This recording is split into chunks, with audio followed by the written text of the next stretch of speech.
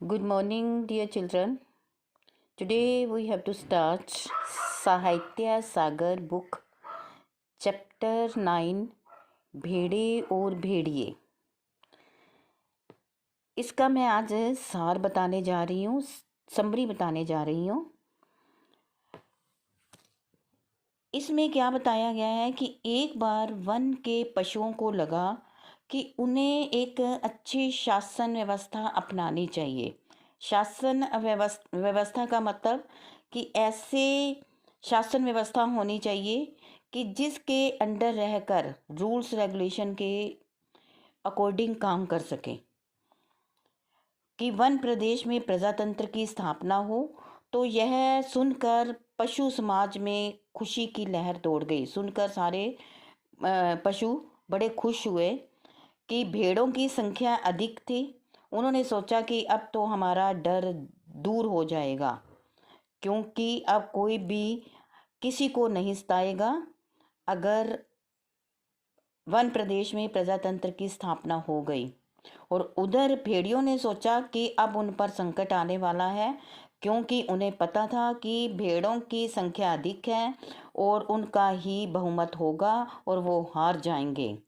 तो उन्हें खाने को कुछ नहीं मिलेगा और उन्हें घास ही चरनी पड़ेगी।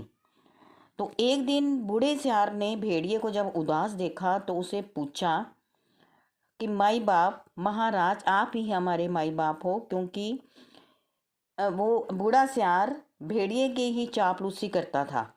चापलूसी करके उसको कुछ ना कुछ बात ऐसी करता रहता था, माई बाप, महाराज। तो उसने जब सारी बात वन प्रदेश में होने वाली चुनाव की बात सुनाई तो सियार ने कहा, तो आप ऐसे करो, अगर डर ही रहे हो, डरने की इसमें क्या बात है, अगर डर ही रहे हो तो जाओ सर्कस में भर्ती हो जाओ। हंसकर वो दोनों आपस में ये मजाक कर रहे थे।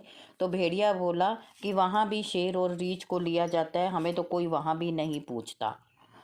तो ऐसे वो आपस में दोनों बातें कर रहे थे। तो उन्होंने, बूढ़े सियार ने फिर कुछ सोच कर कहा कि अगर पंचायत में इतना डर रहे हो, अगर मैं आपको जिता दूं तो यह सुनकर भेड़िया और भी चिढ़ गया, क्योंकि उसे पता था कि उनकी संख्या भेड़ियों की बहुत कम है और वह यह काम पॉसिबल नहीं है, वो कभी भी जीत नहीं सकते। तो बूढ़े सियार ने कहा, तो ठीक है, मुझे एक दिन का समय दो, मैं कोई ना कोई मैं योजना बनाता हूँ, और लेकिन आपको मेरी बात माननी पड़ेगी। तो उसने भेड़िए ने कहा, कोई बात नहीं है, क्योंकि वो बेचारा फंसा पड़ा था कि कोई ना कोई ऐसा हल सोचो। तो अगले दिन वो क्या करता है, सियार 3 रंगे हुए सियारों को लेकर उनके पास पहुंच जाते हैं। तो उन्हें बताते हैं कि ये तीनों सियार तुम्हारे साथ रहेंगे, एक सभा का आयोजन करो, एक सभा बुलाओ। और ये तीनों सियार, जो कि पीला, नीला और तीसरा हरे रंग में था, और उसने उसको, भेड़िए को बताया कि जो पीला सियार है वो विद्वान, विचारक और कवि है, और जो नीला सियार है वो नेता और पत्रकार है, और हरा सियार धर्मगुरु का काम करेगा।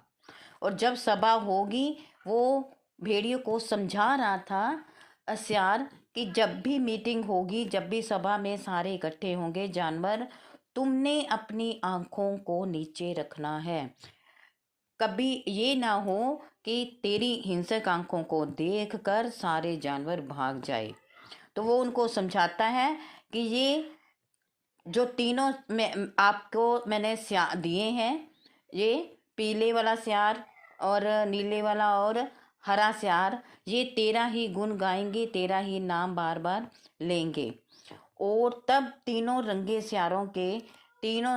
सियार उस मीटिंग में उनके भेड़िए के साथ चल दिए। तीनों रंगे सियारों के बारे में बूढ़े सियार ने कहा, ये देखो, ये स्वर्ग के देवता हैं, क्योंकि किसी को पहचान नहीं आ रही थी कि वो कौन है। तीनों रंगे सियारों ने अपनी अपनी तरह से भेड़िया का गुणगान किया, उनकी प्रशंसा करते रहे कि हमारा भेड़िया अब ऐसा नहीं है, भेड़िए को चुनने पर ही उनका भला होगा। वो भेड़िए के पक्ष में बोले जा रहे थे, ताकि सभी भेड़िए को वोट दे और वो जीत जाए। तो उन्होंने कहा कि भेड़िया अब वो भेड़िया नहीं है, अब वो संत हो गया है, क्योंकि भेड़िए के गले में कंठी पहनी हुई थी, मुंह में घास के तिनके थे, जो जैसे ही सियार ने उसको कहा था, जैसे बूढ़े सियार ने उसको समझाया था, तो वो एक संत की तरह ही लग रहा था। और जो बार बार उनको तीनों सियार उनकी बार बार प्रशंसा करते हुए भी यही कह रहे थे कि वो अब संत हो गए हैं। चुनाव हुआ, क्योंकि भेड़ों ने सच मान लिया, और चुनाव हुआ और सचमुच ही भेड़िया जीत गया। और सबसे पहले भेड़िए ने क्या कानून बनाया? सबसे पहले उसने ये कानून बनाया कि हर भेड़िए को सवेरे नाश्ते में भेड़ का एक मुलायम बच्चा चाहिए, और दोपहर को भोजन में एक पूरी भेड़ चाहिए, और शाम को आधी भेड़ दी जाए। वैसे उसके भेड़िए के अकॉर्डिंग वैसे ही शासन चलने लगा, और भेड़े बेचारी वैसे ही मुंह ताकती रह गई, और अपने आप पर वो पछतावा कर रही थी कि हमारी ज़िंदगी तो अब वैसी ही हो गई है जो पहले चल रही थी, क्योंकि अब हमारा सबका मरना निश्चित है। अब इसमें बताया क्या क्या है कि धोखेबाज, झूठे, ढोंगी तथा चालाक जो लोग होते हैं, वो भेड़िए की तरह, भेड़िए की उसको संग दी है, भेड़िए का रूप बताया है। और जो भेड़े होती हैं, भेड़े सीधे साधे व्यक्तियों का प्रतीक है। इस कहानी में यही बताया है कि जो भोली भाली जनता है, वो चालाक लोगों के अंडर हो जाती है, क्योंकि उन्हें कुछ पता नहीं होता कि उनके लिए क्या सही है और क्या गलत है। Thank you.